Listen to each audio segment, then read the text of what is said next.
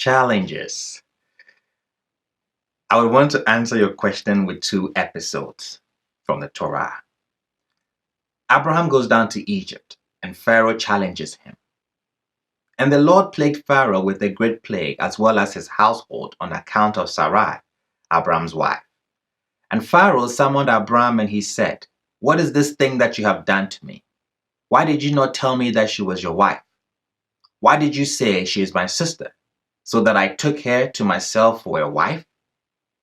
And now here is your wife, take her and go."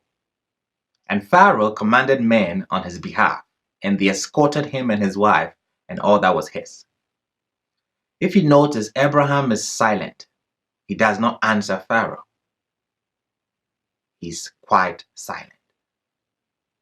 A similar episode takes place with Abimelech. Abimelech challenges Abraham as well, in the same way. And Abimelech summoned Abraham and said to him, "What have you done to us? And what have I sinned against you, that you have brought upon me and upon my kingdom a great sin? Deeds that are not done you have done to me." Abraham is silent. No answer, not a word.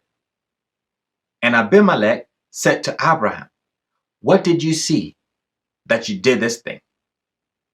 This is a separate speech because Abraham was quiet and would not give him an answer. Now Abraham gives him an answer. So now why did Abraham not answer Pharaoh and Abimelech's first challenge and yet answers the second challenge of Abimelech? Because they were accusing him for doing something terrible. They were basically saying you're a criminal. So Abraham is silent. If you think you're in the position to condemn me, then I'm not talking to you. You're not ready to listen. You're not open to hearing. So I'm not talking to you. The principle here is that don't fight every battle. Don't respond to every challenge. Assess if the person challenging you is open to hearing. Assess if they are open to hearing what you have to say. If he's unprejudiced. If not, pass it up. There is no point to it. Pass it up like Abraham did. Abimelech saw Abraham was silent. So he says, "More itso, what did you see that you did this thing?" Abimelech changes his approach and asks, "What did you see? I know you wouldn't have done this if you hadn't seen something. I know you're a genuine person. You must have had something in mind. I don't know what it is, but I need to know. So tell me, what did you see?" Now Abraham decides to answer him. You see, I won't just do things or say something if there was no reason for it.